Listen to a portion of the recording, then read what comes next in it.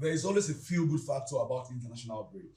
There's also a sense of patriotism when it comes to international break, and also less of a banter when it comes to international break. Because see, everyone on social media has remained very calm. Myself and my guys in the studio have been very, very calm with ourselves. And the only one course we have been talking about has to be the Super Eagles of Nigeria as we get ready for the next AFCON Nations Cup in Cote d'Ivoire next year. On that note, you're welcome to the best of the best sports show in the world. My name is Farouk Adetola. I've got my guys here in the studio with me. Well, let me start from the man that I call the famous man that is putting on a jersey from Newcastle United all the way from. Let me start with disclaimer first. Because person don't talk say for Twitter I don't borrow Farouk jersey. I bought my own. This is my own legit from all the way from St. James Park. Anyway, it's good to see everyone. You said something about international break. Yeah. I don't think it's anything feel good about. I don't feel good about international break. Unless if South Africa and Principe. But it's good to be here once. All right, it's good to have you here once again. Well, let me go to the man who is not keen to always listen to what I'm saying. His name is Roy, wearing a very nice black t-shirt. I was going to say How you did? I didn't have a brother, thank God, man. It was a very boring weekend, and Super Eagles, they don't try, yeah. Well, let me save the whole thing for the analysis, but it's good to be here again. Absolutely. Izu is also here in the building. Izu, how you doing? They've been complaining about how boring it is for a young man like you. I'm very sure there's always that in the sports that you get into. There's no feel good feeling. I miss club football. They should come back fast. No let your baby here. Now this kind of period of babes they like. Why it's also interesting for you to be married is about this time. Yeah. When there is nowhere for you to go and watch football. I believe guys go and sit down in the comfort of your environment and be nice with your beautiful madam. I think on that note, you should also know and also do the needful. But let's get back into must I do the needful before I will do with my madam.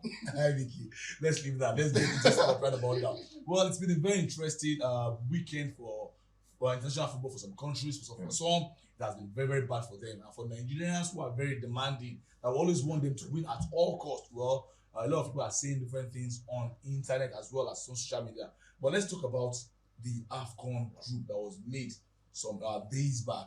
It's been a very, very interesting one. The groups is here for us to just look at. We find ourselves in Group A alongside the host nation, Cote d'Ivoire. Group A is Nigeria, Cote d'Ivoire, Equatorial Guinea, Guinea-Bissau. In Group B, Egypt, the most successful side in African football, Ghana, Cape Verde, as well as Mozambique. Also have Senegal, Cameroon, Guinea, Gambia in Group C, defending champion in Group C. In Group D, we have Algeria, Burkina Faso, Mauritania, as well as Angola. While from Group E, we also have another Northern African giants in Tunisia, Mali, South Africa, who have always been a pretender at the Nations Cup, not forgetting Namibia. And Group F, we've got Morocco, the best site as far as World Cup football is concerned in Africa. They are Congo, we call them Dr. Congo, Zambia, as well as Tanzania.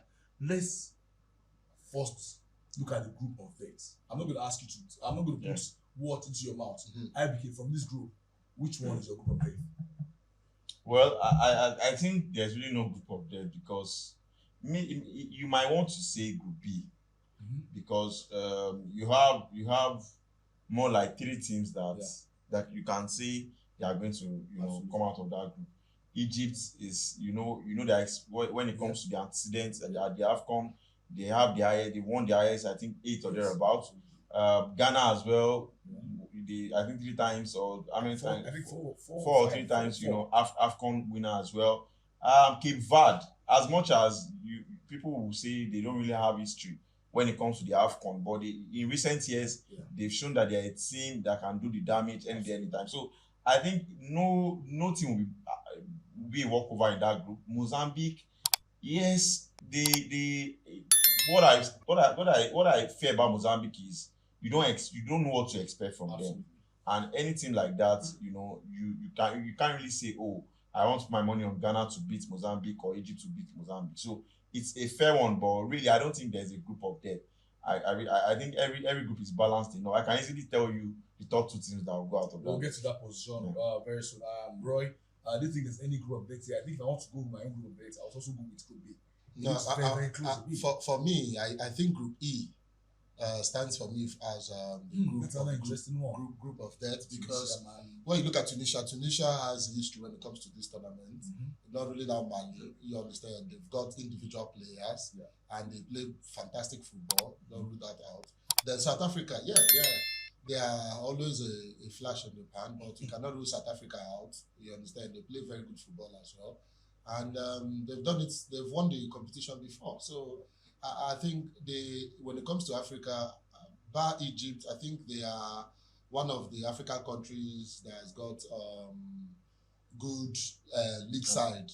You understand? So you can't rule that out also. Like I keep saying, the league side will actually most definitely translate to how your players will perform in international competition. You understand? And all of that. So I see Group B as a group of death. But if I'm to choose, I feel Mali and Tunisia will qualify. All right, let me come to you, Izu. From all this group, let's leave Nigeria's group out. So your group of death can also say it, but which do you think happens to be the group of death? I don't think there's any group of that. I think in any group, you can easily pick the top two teams that will qualify. Yes, you have to factor in the fact that there will be upset. Some teams will do what you don't expect them to do. But if you look away from all of that, on paper, I don't think there's any group of that. All right, now let's focus more on Group A. That is where we will be playing. Playing against host nation in any tournament is very, very difficult. In fact, if it happens to be the first match, then you know how difficult the job will be. You know, in the history of the World Cup, I think it was only once, the last World Cup, that the host nation lost the first game. No matter how poor you are, I'm talking about for in long while. No matter how poor you are, host nation always manage to at least play a draw, perhaps win their first match. It was only last one that Qatar lost their first match against their opponent. I can tell you that on record. The last time, it's been like a long time. But here, Nigeria played against Ivory Coast, played against Equatorial Guinea, played against Guinea-Bissau, any day, twice on public holiday. I think we should qualify from this group. But IBK, what are your expectations from this group for Nigeria?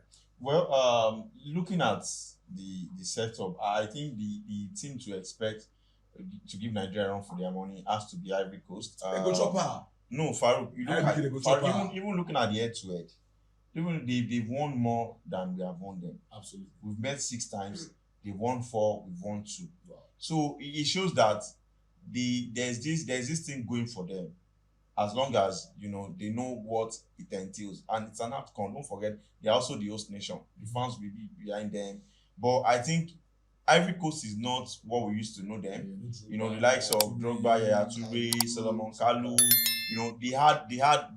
I remember when we always call them generational. It was a golden generation. You get that of Belgium, and they were lucky to eventually win the AFCON, but not all of them. You get, but I think Nigeria has the setup to finish the group with maximum points.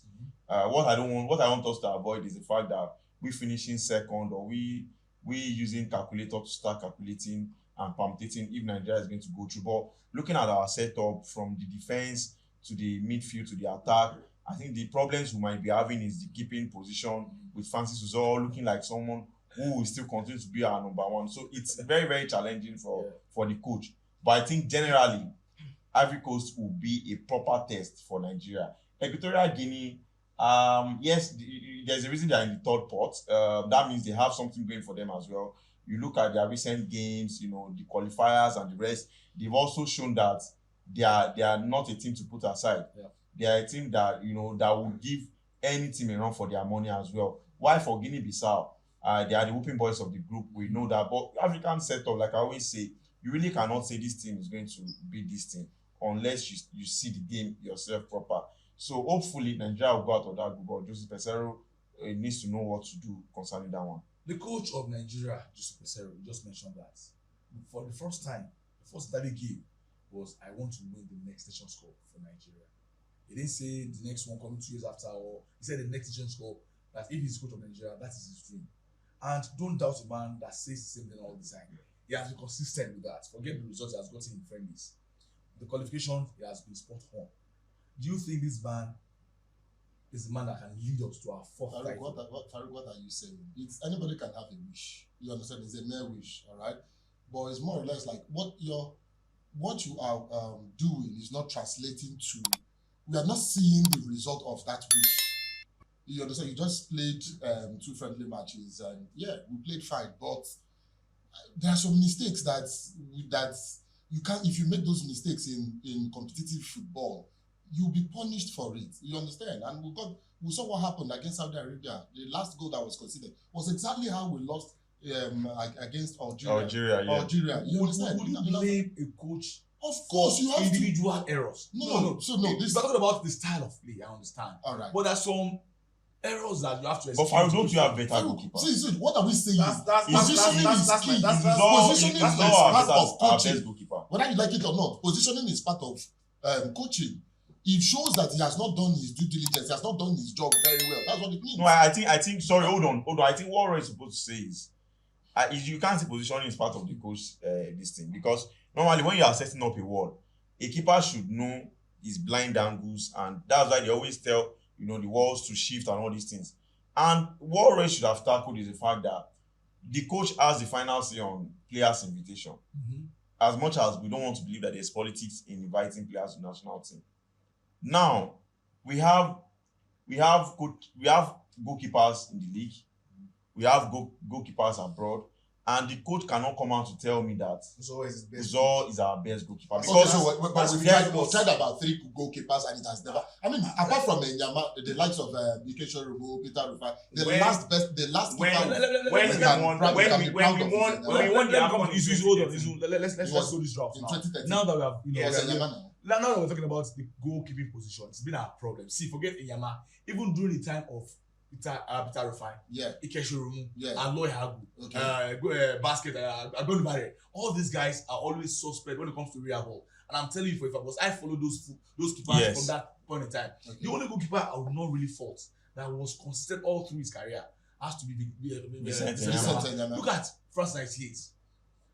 It was rushed back, Peter Rufai, against Denmark. It was like, try me again as much as you can. The same thing with Ikesho, that allow ball to slip past. So it is not as if it's a problem that is happening now. That's always been persistent with Super Eagles. But look at the team here in Nigeria, our club side. Is there any goalkeeper that can come out vividly and say, okay, this guy is the man? Because it's been a problem for a long time. There was Carl Ikeme, who was very close to Vincent Yama. No, but wait, our last friendly match was a home-based goalkeeper. Is it Enyimba goalkeeper word? Ojo, Olonleke. Yeah, it was a home-based goalkeeper. It was an home-based goalkeeper. No, that wasn't. It wasn't. The second goalkeeper that was called up was an home-based goalkeeper. Even he was supposed to be there now. But because of passport issue, he could not join them. But I'm asking you now, is there any goalkeeper here in Nigeria that keeps for our local our club side here, professional, that can Now I don't follow the NPFL aggressively as I follow like another leagues in Europe. Mm-hmm. That's my bad. But you cannot. Is his job. Yeah. He's the coach of the national team, and I think that's why I said IBK. He's the person who has the final say. Can you get what you don't have? It's easy to say it's his job. So you're saying there's nobody that can better what Uzor did. If you say they have tried so many, there was this fine guy that also we called that time at Nations Cup. Yes, he's back. I know he's back with the team, but we seem to complain about every goalkeeper since post. Why I would disagree with the home-based keepers is because I think we've tried home-based keeper as well. And we probably experience almost the same thing. Now, a keeper, if you want to, I won't go with calling him base keeper, because a keeper himself must have the confidence to lead the team. No, but what I'm saying, Enyimba was coming from Enyimba. Because no, you can't compare. He was still fridge then. He was still he was fridge. Farouk. Now, thank you, Farouk. See, should I tell you something? I've been to the Super Eagles camp before, and I can tell you that home-based players, they have their own clique. They work absolutely different with the foreign base. I can tell you, most of the time when they want to carry some things, home-based players then go carry on. Bro, see, forget what we are. We aren't supposed to be saying this, but I'm telling you that there's complex. There's complex between them. So imagine you call a back keeper to come and keep for Nigeria, and the defenders ahead of him is Trustekong and maybe not even Tyron, boy is even small. What's this guy from Legan that went to Omero. We are talking about players that have, number of caps, players that have played series of games in Europe. That face Do you think any keeper will be able to blame? Imagine Omero makes a mistake or Omero doesn't cover well. Do you think a keeper from Enyimba or a keeper from Remo Stars will be able to talk to them? And even Boss said, most of these keepers are even seeing these players as they are starstruck on their own. Of course. You get, so a lot of unless if we have like there was this guy that I've forgotten his name, this Igbo guy that was he a Enyimba that was in the national team for a while. I forgot his name. I'll try and remember before the end of the show. We tried him at some point. Yeah. Is he Ezenwa or something like that? Yeah, Ezenwa. Yeah. We tried him over and there was a time that people were like, okay, I think this guy should be ahead of other keepers. And that's because he's now familiar with the squad. Yeah. He knows that it's going when let me tell you, when players are abroad, when they get invite, and maybe you be from Remo Stars and they see you for this international break. The next one they see you. The following one them see you again. The respect will be there. Because a lot of them don't watch the Nigerian league. So they always see that all this one But the thing now is if Farouk is saying that this has been a problem that we're having in national team. Yeah. We don't have the goalkeepers that are good enough when it comes to the highest level of football. Shouldn't Pesera start putting plans in motion to bring these guys, as in call them to come and play for Nigeria over time? Okay, so now how many goalkeepers are good enough? Farouk, number 2, is it not the job of a coach to bring synergy between the home-based players and the foreign-based players? Nah, a coach cannot do it.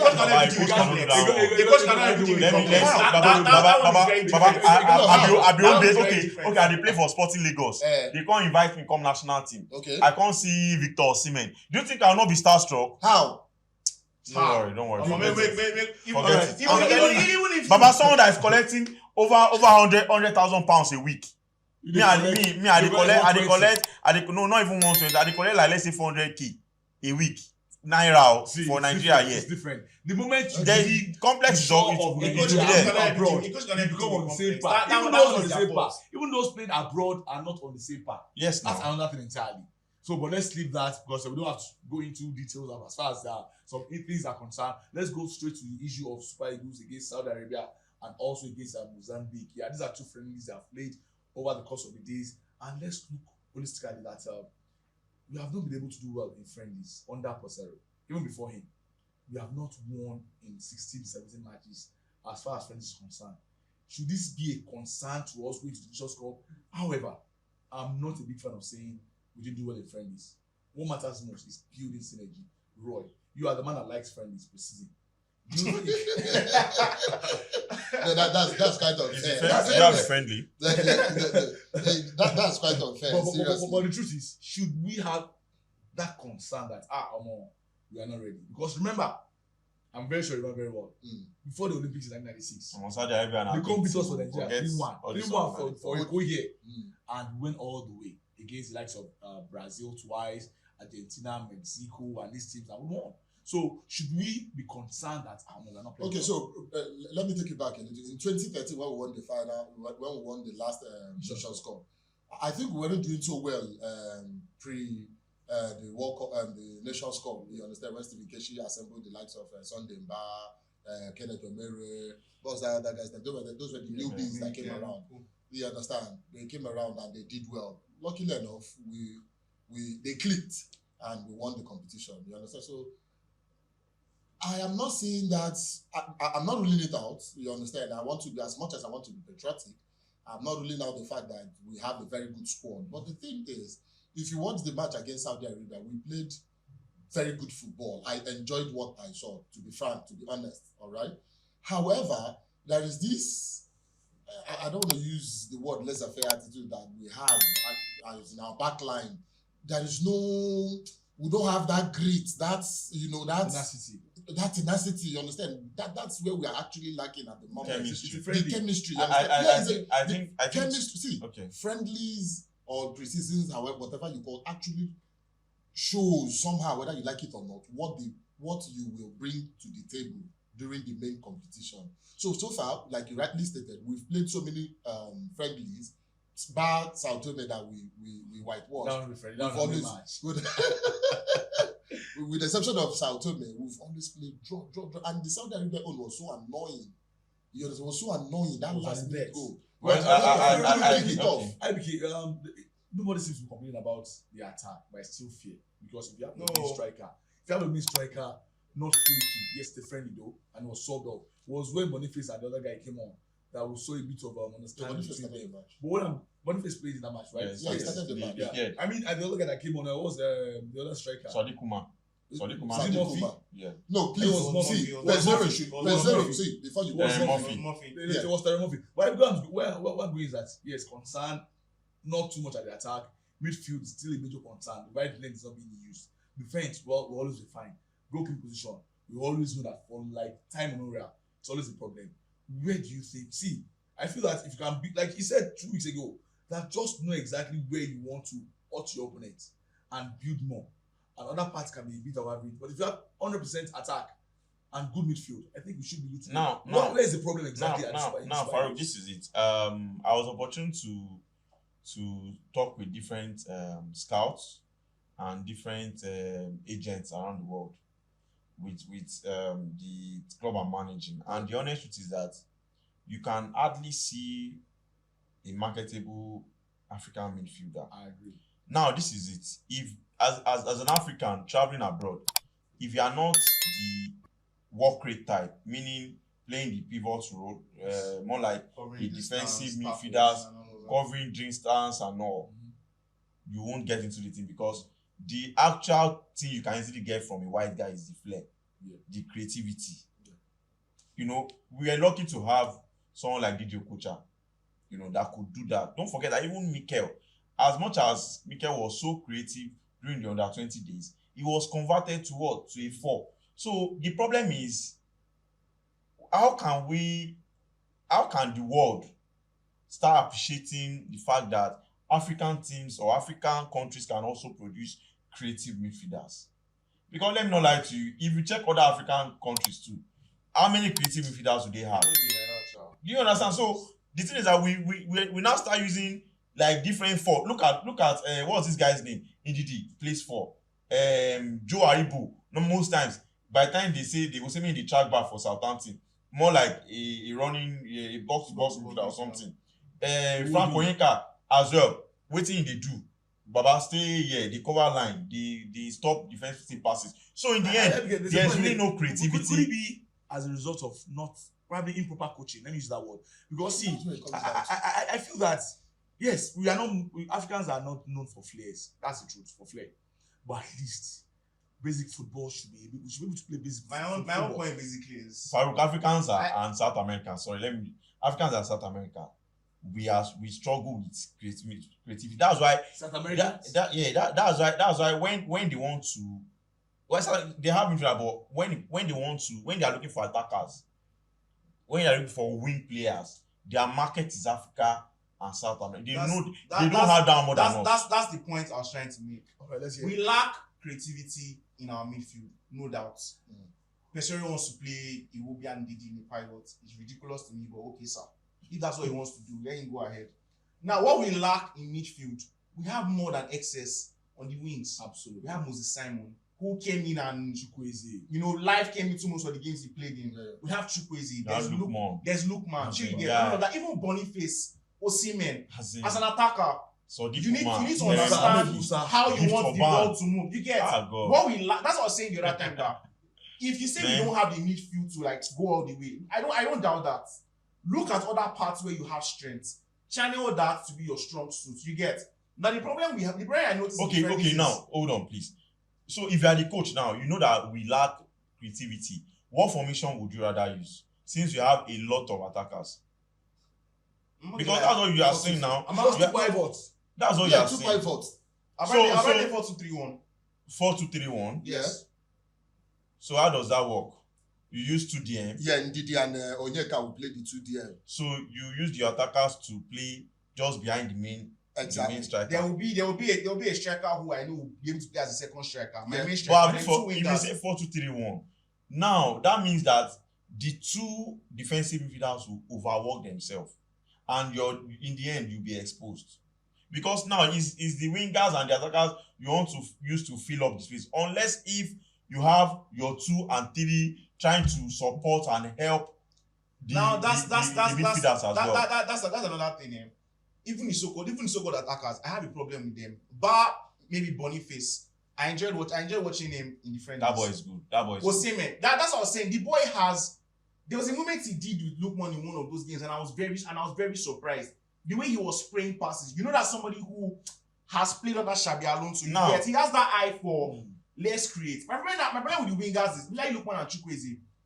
They play. Now show me I sabi play him. If you go feel me time, no problem. If you not click for you, make everybody go sleep. All right, guys. That's my minute. All right, please. I have a problem with Sadiq Umar, and I don't know why they keep playing him. As in, I have taken my apart from, as in his international record has been very terrible. He should have scored. He should have scored. I mean, he should have scored. Of course. I've watched this. I've taken my time to watch this guy. ACL anyway. That's why I'm very going at it like that. That's why I'm going at it like that. I understand his injury problem. But in the end, I think that the two friends you have seen shows that the team gradually are getting to get used to each other. At least I think the fact that the consistency in their attack line, also somewhat in the midfield as well as defense, shows that we are moving in one direction. Like I've said, I'm not a big fan of what happens in friendly must happen in the tournament. At times, you have a wonderful qualifier. I remember very well in 2002 World Cup, Argentina seems to be the best team. They had Veron, all of these players, but the World Cup, they crashed out in the first round. Now, let's leave the issue of Super Eagles and let's go straight to international football as well. We're talking about European qualifiers. It's on your screen. Group A always loaded. I don't know why European teams are way this, but that's why you see Ronaldo score against Kosovo. He can score 5 goals against them. You see, let's start from that angle. We have great African strikers in the past. Drogba, Rashidi Yekini, African and South America, they are suffering. Mo Salah, Samuel Eto'o. Imagine Samuel Eto'o, the Drogba, Rashidi Yekini, Tosimen play against likes of Andorra, Belarus with good support system like Modric. Farouk, I think what Europeans should do is, as much as they want to involve everyone, I think there should be a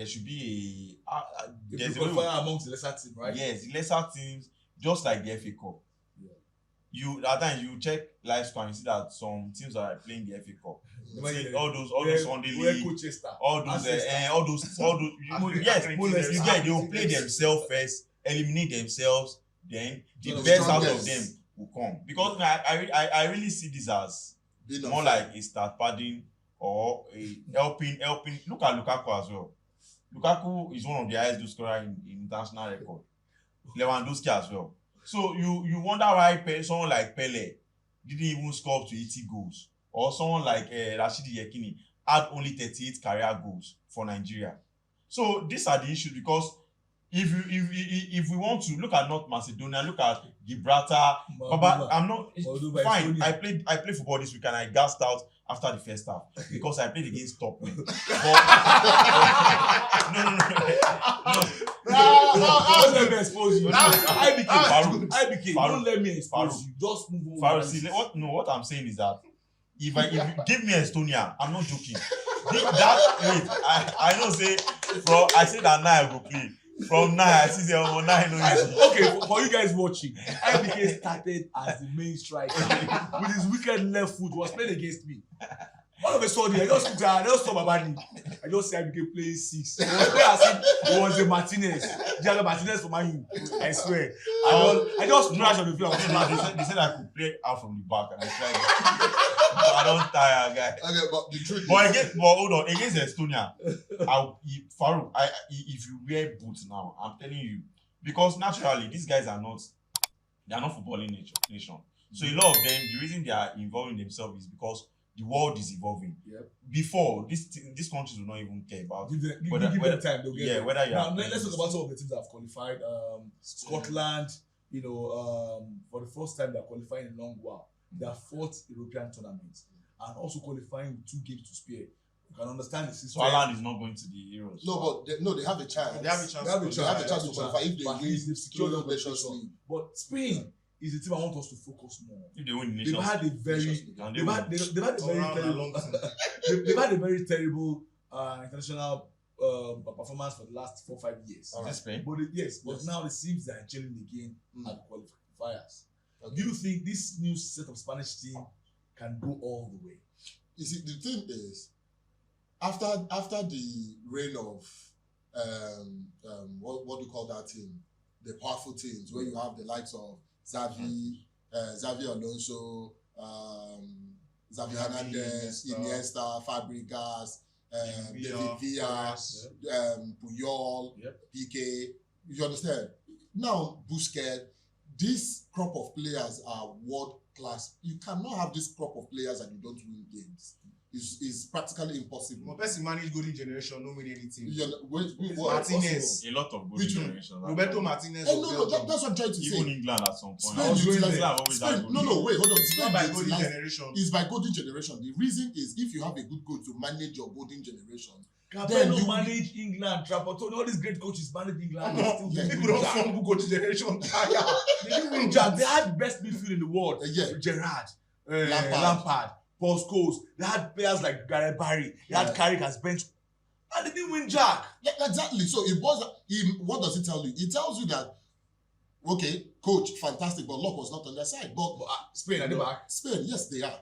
All right, they have young players. I think it's a case of out with the old and in with the new. Exactly. There's a sense of fresh air when you look at that team, and you look like people who they understand what it means to play for the national team.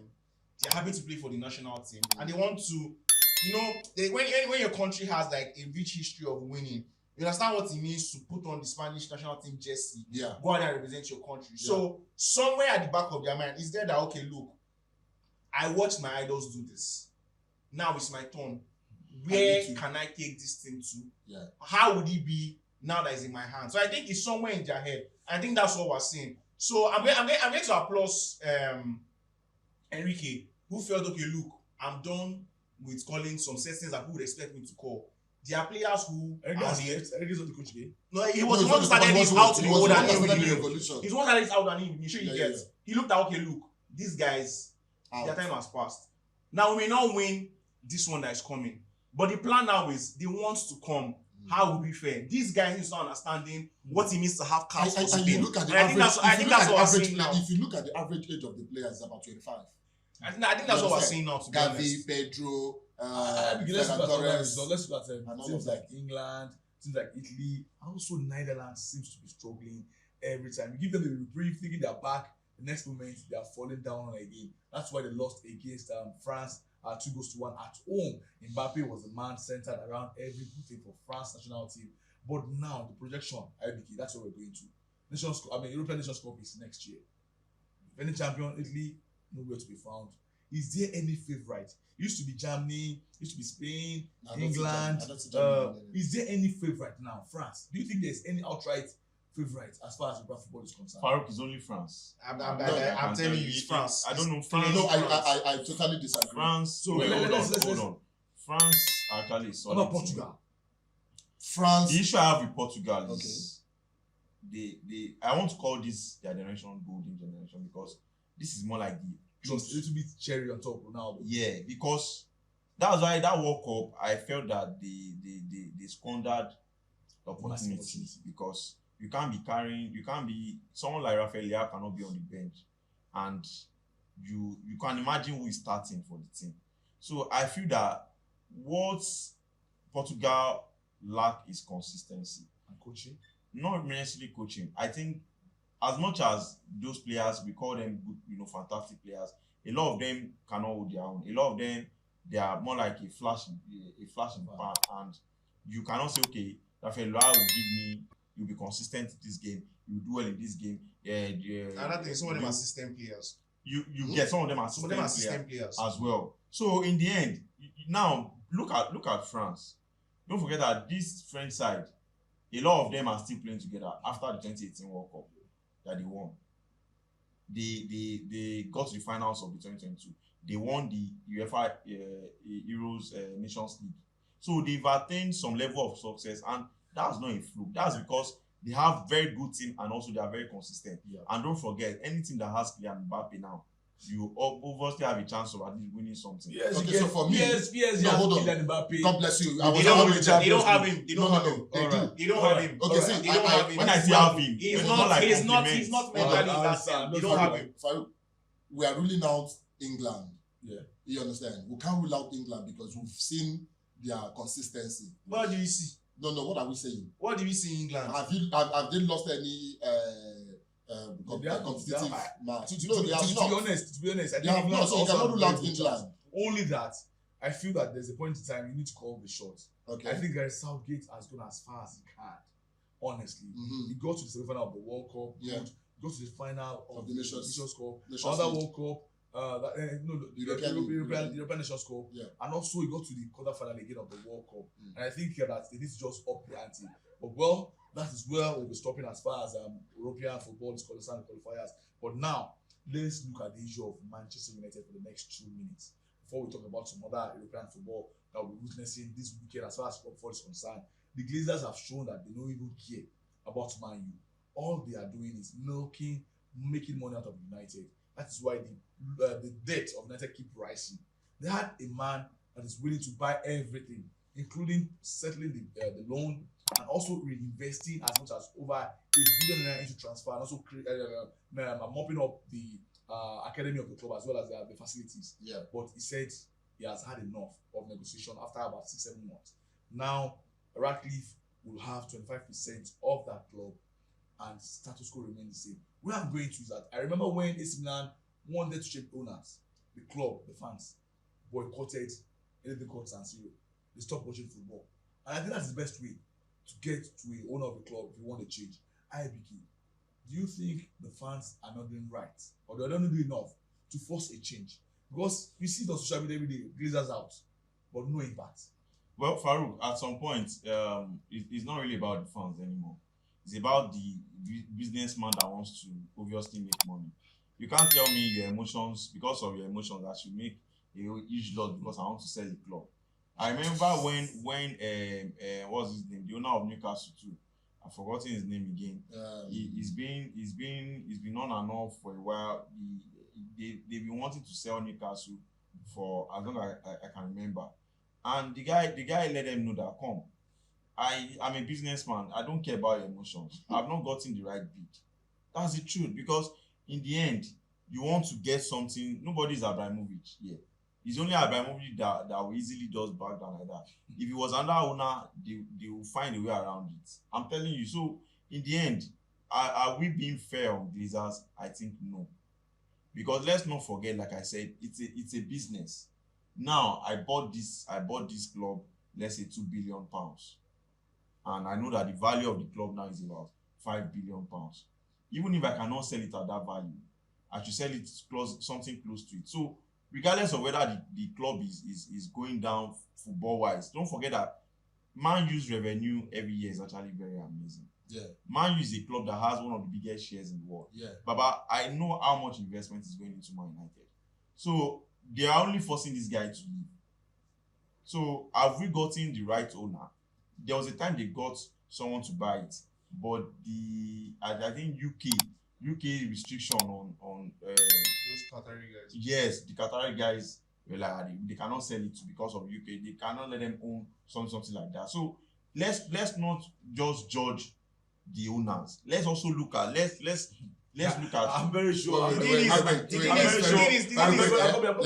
very sure United fans are watching right about now. We'll be telling IBK, don't give us Lamba because these guys has been there for a long time. Farouk, that's And things are See, not See, Farouk. as much as everybody Farouk. wants to shout and Glazers out and say the club, Ratcliffe, that's his name, Abi. Yeah. We invest Ratcliffe. $1 billion in transfers. Look at 5 seasons ago. From 5 seasons from now, like in the past. Yeah. Look at the players that Man U have invested money. You cannot tell me that they've not given them money to buy players. They're the same. Is mismanagement of funds. you get so. The thing is, Hold it's on. the same. It's Let me break it down. the same problem the England national team have. Mm. You have a lot of stars. There's talent there, no doubt. Southgate's problem, and that same problem they have in Man U. If he has a system, every day they go watch ball. Today they Old Trafford. Next week we dey Stamford Bridge. pick the players that fit your system. Man, you spent almost 70 million on Casemiro. That is looking like that he has lost his legs. You know how many Man U fans I know that want them to bench that guy? Only one good season. You use 70 million to win Carabao Cup. Then you want to come and tell me I should give you 1 billion. To what are you buying? You better make they go buy the player. I understand where you're coming from. I think it goes beyond just buying. See, let me tell you, football wise, that club is not run properly. I don't. Glazers have their problem. It goes beyond just buying of players. Yes, they release funds. How do they even buy funds? It's by borrowing as well too. What I'm just going to is that a proper running of a club, entails you having a good football director. I wanted to go there. Hold on, and all of this, can Glazers cover themselves in glory to say we have done all of this? That's Okay, the question. Let me combine what two of my guys what they've said. All right, every businessman, whether you like it or not, is Shylock in nature. They want to make profit. Yes. All right, and they are making. Oh, of course, they are making money. You understand? So it's not easy to take your legs out off the pedal where you are. You understand? You are making money. My daily bread. Make I. So it's not easy. As much as I'm not a Man United fan, without due respect to them, you understand? The club is not properly managed. It's not well structured at the moment. Ed Woodward left. He was not replaced. Am I correct? He was not replaced. Now, the investment you've made wrong investments, like my brother rightly stated. What in the days of Ferguson, Anthony wouldn't be in Man U. You understand? Just as both players are also. Ferguson. The thing is now the difference. The difference is Ferguson understands the club, and I always say that. When that's why I tell you that there are some people that they say no one is indispensable, but that's more like a lie. You cannot tell me that Man you are not still suffering from the fact that Ferguson left. Because I heard this problem has been even when Fergie was there. He just managed it better. You get Ferguson was the coach, he was the manager, he was the sport director, he was probably everything. Ferguson had direct communication with the owners of Man United. Yeah. You get, so when they knew that this man had too much power and they still didn't find a way to share the power. And that was why that's why if you check some companies, if you don't they use 10 years, they go tell you say maybe they go. because you don't turn owner of company too. Before you turn indispensable. Because I've seen companies in Nigeria Farouk, I've seen companies in Nigeria that when you don't use 10 years. They will tell you. They will call you that they will let you. They will be frustrated because they know that you now know the in and out of the company. Yeah. So more like you will now become a god to whatever is coming in. Yeah. I can tell you, I've been somewhere that as they introduce me, this now they meet the owner of the company. Baba don't use this thing for a year. Down to a gate man.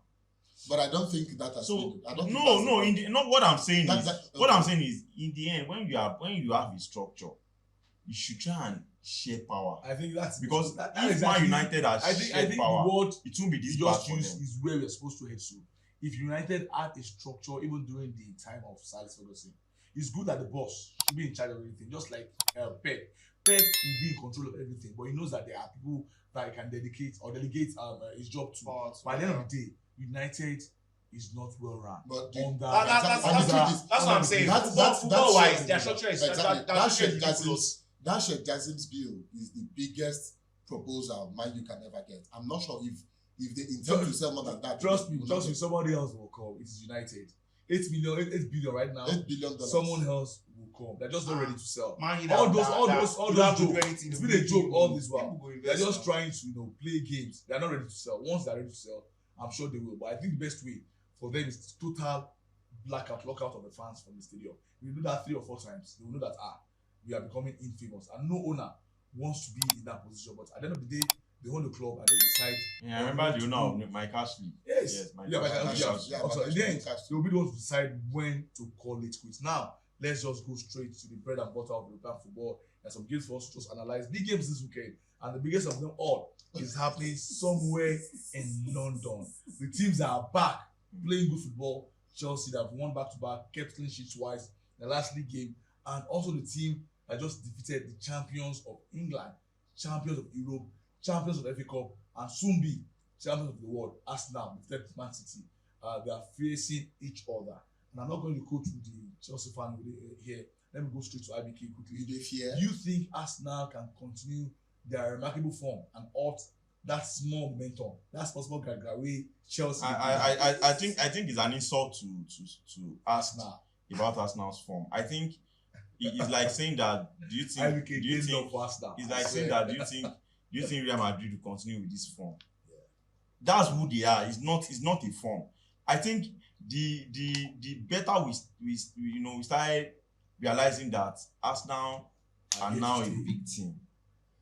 When I mean big team, solid team, maybe it will be better for a lot of teams. You don't go there to underrate them. You know that you are going to meet something terrible. So I think playing against Chelsea at this point, honestly, there's really no way out for Chelsea. They are. Let me shock you too. Hold on. No. Let me shock you. Come on. 3 seasons ago. Hold on. 3 seasons ago, before the rejuvenation of Arsenal, Chelsea. I remember Arsenal weren't doing so well, and each time they meet Chelsea, even in their bad form, they will come tops. If I'm not mistaken. They want to now reverse the. When last did you beat Arsenal? That's what I'm trying to tell you. Now the reverse is the case. I so sure that I don't care. No, Farouk, take it to the bank. We'll be here next week. All right. Chelsea, the best Arsenal can get at home against Chelsea is a draw. Farouk, I don't like.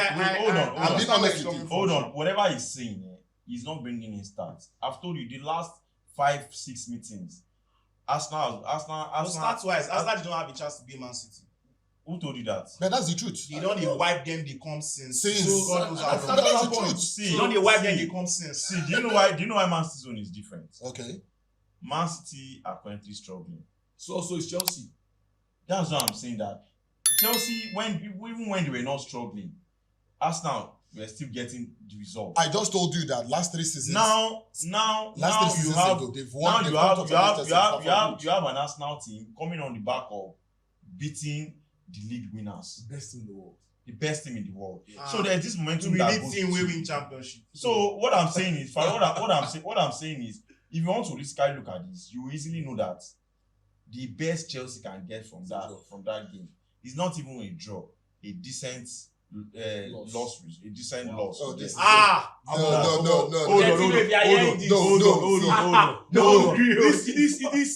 IBK is not see, IBK is not fair. This is football. This one is I can't imagine IBK just said that. But well, he has. Now let's go back to what Chelsea are capable of doing. You have seen a bit of consistency from Chelsea in the last 2 games, obviously. But one thing I don't like about international break is that I'm always scared. If you are doing well, you are not certain of coming back to start doing well again. Yeah. And if you are doing bad, the only thing you can always hope for is a change and start doing this international break bounce. But now, Chelsea, consistency, do they have enough to get a decent loss? If you had asked me this question and we did not go on the international break, because I was telling somebody it came at a bad time for us. We're running on the high of 1-0 against Brighton, 2-0 against Fulham, 4-1 against Burnley. Everybody was like, okay, let's not get the next week. Just put international break in. I mean, why? If that game had come just right after Burnley, I'd have told you, look, see, before that, all those wins, I would not call it faster hands. But now that we've racked up a couple of wins, I feel like it'd be unfair on my part to not give those boys a chance and say, okay, go. They can go and do something against Arsenal. And it's not just from the standpoint of, I'm a Chelsea fan. I feel like there's a new hunger in the team. It's not where it's supposed to be, but things are starting to click. I told you. Just maybe Arsenal would slip up. Something would happen. Luck, fortune can be in our favor, and we get a win. I'm not saying we'll go there and they will come and we'll blow them out of the park. No. Arsenal are favourites coming into this game, no doubt. But I feel we have enough to cause an upset. That's my time changes, our time flies. Now, the Chelsea fan can admit that Arsenal No, see, I guess. IBK, don't say this now. 2002, 2003, when Arsenal was like, would you accept this? He changed, and Chelsea took over. It's not about change. So, I know Chelsea fans. yeah. I know Chelsea fans. Play against Real Madrid. But they don't be Saka anyway, so it seems Saka is. No, they said they're optimistic that he will come back. Anyway, Saka Saka or no Saka or no Saka, I think Arsenal I don't know if are you're clear sure. favourite in this match. Who Well, is- let's just do some touch and who is go there? in the next couple of fixtures before. Let's just do some touch and go before we get to another big match in Serie A. Let's go on Man City against Brighton. Brighton have a record of scoring, back to back in away games. Anyway they are playing, they always seem to score. But City have also not done well in the last couple of games. Struggle to win the Champions League, struggle to win against some other teams. A defeat against They've Arsenal. lost back games. We'll already be back against Brighton. No. Let me tell you, the truth is, currently, when you watch Man City currently, you realize that their team is built around Rodri. Yeah. The absence of Rodri is showing, whether you like it or not. I think he should be back now. No, it's red card now. Yeah. So it's 2 matches. I think it's 2 or 3. 3 matches now. He has served 2. So he Okay. has 1 left. Okay. I think after this one, the next match, No, did he be in the Carabao Cup? He did, so it's complete. I think it's complete. He should be back. Did he have a Carabao Cup game? I don't know. I can't. If they did, then I think it was like same. But you guys are mentioning Rodri as if you don't know what Brighton can bring to the table. No, that's what I'm saying. I We know thought them that are strong. Nobody's underrating Brighton or what they can bring to the table. We already know that Brighton has a well set up team. We've all agreed But with the teams that. are struggling. But they have That's selection. it. They have Brighton has selection problem one. Correctly. And their form is a bit. It's not where it is. They have goal scoring going for them. I said here that you can't lose McAllister And Caicedo and You see, it's blood and and you think it will go down well like that. I think Brighton. But they have a good system. But That's before what to guys them, said. they've been That's the only reason. That's the only reason they are still fighting for it. If no Farouk, If that time was not in place, They are a small it should have been club. worse. Don't worry. I told you here that give them another year. You see that they will go back to where they belong until they start behaving like Man City, who also got bought and they started buying players here and there. See, to be a decent club, to be an elite club, it's not about just the system.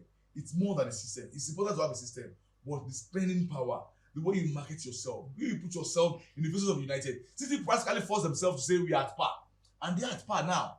So it's not about just being a Brighton, but let's leave the issue of Man City against Brighton. I think they will get the result against Brighton.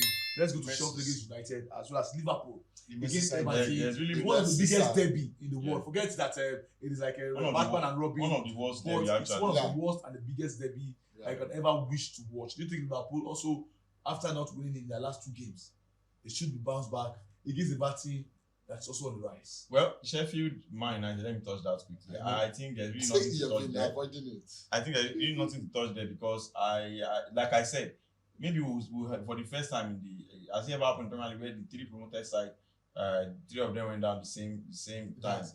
You get, so I think it might just happen this season again. Sheffield they've been terrible. They don't show that they are ready for the Premier League. They seem as if they were gifted that position, and their recruitment has been terrible as well. So if United doesn't get a huge win from this game, it will be a slap for them because these are the kind of games you want to close down on the goal But let's not difference. blow people away. and the Don't rest. blow things away. That's what I'm saying, that if they don't don't- Ten Hag out. That's what I'm saying. If they don't blow, if they, But- they can't lose. They No, can't. let's It's a win. Well, why don't you answer my question? Wait. Don't just rule out the fact that don't just say it's a win for a straight win for Man United. It should be a straight win. There's no Should good be. like- It doesn't It's work a on straight football. win for Put your money on United. My own is, will you be Ten Hag out if Man U My- win? If you can't get See, the victory, it's not even Farouk. It's not even about. Do you know Man Now- City struggled now- to beat No, Sheffield United? hold on. Man City Now- struggled to beat them. It's not even about Sheffield. It's about the fact that how many goals are United going to score. Absolutely. That if I'm the coach, that's what I'll be thinking. It's time to close down the goal. Minus difference. 3, United. Okay, so Liverpool against Everton. Liverpool, they've not won their back-to-back games. They are still a very solid side. Very big contenders to win the Premier League this season. They've brought in some very fantastic players, and I think Everton. It's a derby that we There's a know. game they're always ready for. We know in the whole season. Farouk, they're always ready for Ready the for game, this, yeah. but they will still lose. So I don't know the kind of readiness they're always being ready for it. One of the derbies that I feel that should stop being called a derby because the vast thing or The difference in class. The difference in class is huge. But it's too huge. Liverpool cannot afford this their red card. They will address it. I don't think they can afford it. The thing you can't blame them now because like Klopp said, it looks targeted now. You know, because I think they rescinded one of the red card. I think one of the you get. So you look at the red cards they've gotten, you can actually file a case for it and say this shouldn't be red. So apart from that, I think Liverpool should easily win against Everton, and they should come out, they get back to winning ways as well. All right, let's go straight to the Serie A. There's also a big game out there in Italy. It's going to be AC Milan playing against Juventus in that match. Well, if it were to be Inter Milan, it would have been the Italian derby. But Milan, who are top of the table, are playing against the team currently third in Serie A. Milan has been playing quite well. I think that they are the favourites alongside Inter Milan to win the league this year. But Juventus, you can never know exactly what they are doing for the last 3 years. This moment, they have won 3 on the bounce, and next moment, they are losing to Empoli, they are losing to Sassuolo, they can even lose to teams like Frosinone, and it becomes a worry. And Allegri is a coach that is vast experience in this area. But Milan, do you think that their good days will continue? I don't think Milan has convinced me enough this season. There's been a bit of up and down. Is that they are not taking their chances. Lost the game in 7 or 8. The thing is, if you watch them, see sometimes that's why I say football is eye test. When you look at the stats and say, oh, they've won so amount of games, you want to clap for them. Yeah. But when you watch them play, there's nothing that is exactly fascinating, convincing that you say, okay, look, these guys will go. And you talk about Inter now. I've seen a couple of things that make me mention, okay, look, these guys are going to get the results. But for AC Milan, there has been nothing. Maybe it's Pioli. Should Pioli they are the favorites going to this game, no doubt. But there's nothing really convincing about how they play. And for Juve, you see Allegri's days of 3-5-2 with Marquisio and all those people. They should remove him from the club. That era, he don't pass. They need to move on from Allegri. So for me, I feel AC Milan, they currently in current form, they play better football than Juventus. You understand? They've recruited well as well. Pulisic, the introduction of Pulisic has actually added bite with Chukwueze, has actually added bite to their team. You understand? And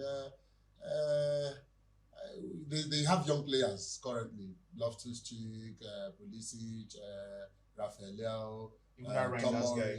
Sorry? There's one Reinders guy. Yeah, exactly. So they've got young team right now, and they're playing well. So you think they should win? Of course, I think they will come tops. They will win. And you say something about the coach, really. You have a problem with it? Well, I as much as I respect Pioli, I think it's time to start asking or answering some questions because, like you said, a team shouldn't be. When you look at Milan's setup, you look at their lineup. That's why Izzy was saying football can be high test at times or most times because you expect these guys to win. You expect them to go and do the damage, and you start seeing. Like I said, the Milan derby, we still be in his mind, and you'll be thinking how we lost that game woefully. Now you are playing against Juventus, who they kind of have psychological. Do you know why I like Juventus? They might lose to Sampdoria, they might lose to Frosinone, they might lose to Genoa and the rest. But whenever they are playing Roma, Inter Milan, they're not. It's not even about me. They have this psychological edge over every one of them. Yeah. And you see a terrible Juventus go to San Siro to get results against Milan. I will not be surprised. Yeah. I've seen it before. I've seen it over and over again. So I think for me, Pioli needs to understand that this is a solid team. There is no excuse anymore. Gone are the days where you start saying that maybe Milan are buying deadwood and the rest. They are bringing in top players into the setup. So you should be winning games like this. I'm not saying you should win, but at least you should get a draw against a solid Juventus. The only question we should be asking is that will Oliver Giroud return back to goal? Because last time the goalkeeper had a red card and he kept quite well. Even better. He was as a goalkeeper. Better than the certain Andre Onana. Well, guys, that's the package. Make sure you subscribe to our YouTube channel. Best of the best on YouTube. For me, it's the best sports show anywhere on the planet. Now, the bread and butter of football is concerned, we'll be bringing you a lot of exciting, content that will make you stay glued to your station. Talking about the best of the best sports show in the world. Well, guys, It's been fun having you guys here, IBK. Well, it's been fun. International break is It's almost over. Well, so for some players, it's over. Victor Osimhen has left the camp. I think Chukwu is they don't record them back. They have a come. So that's the fun of international break, especially when it's friendlies. Yeah. You see top players, they go back, as fast as possible. So hopefully we'll enjoy good football this weekend. Chelsea against Arsenal is a game I really want to. Like I said, the best that Chelsea can get from that is a decent loss. Okay. Right. No. Wait. I want to tell IBK something. By next week, Monday, IBK, I owe you. What do I owe you? I'm going to tell you that Chelsea will. Owe me something. No. No. The last time we owe Oga Farouk something. No. I'm saying it. How much you give me? Farouk, hold on. How much you give me? Farouk, hold on. No, How much you give me? How much you give me? 5K. I owe you 5,000. 5K. Yeah, I owe you 5,000 naira. If Arsenal wins against Chelsea, I owe you 5,000. So IBK, if the reverse is case, what you are? Yes. No, nine get case, so not be me. No. Nine carry Now me, police is how station. sure. No, that's what I'm saying. Is how sure I am. No. Nine That go is pay to tell charges. you how sure I am that Chelsea We will not lose that match. will not lose the So, match. yeah. The You want to best double up? that can happen is You want a to add draw. to it? Me, I've told you, man. You want to add to it? You want to add 5K? on the match. You want to add 5K? You guys are buy for I it. want to watch the game with IBK. I want to sit down together and watch out. All right, that's That's very very possible. Watch out. That's very Don't possible. I think we can just hang around again and watch that match together and Yeah. bring to you guys what we do. Behind Go watch the out camera. with TCU. On that note, thanks to you guys for always subscribing to our YouTube channel, following our content, liking, commenting all the time. Call more friends and tell more friends to tell them that there's a lot of things that's happening here on this platform. Well, it's been fun having these guys here in the studio, and also big thanks to you guys making this show thick, fast, and beautiful. On that note, we'll say arrivederci. We'll see you some other time.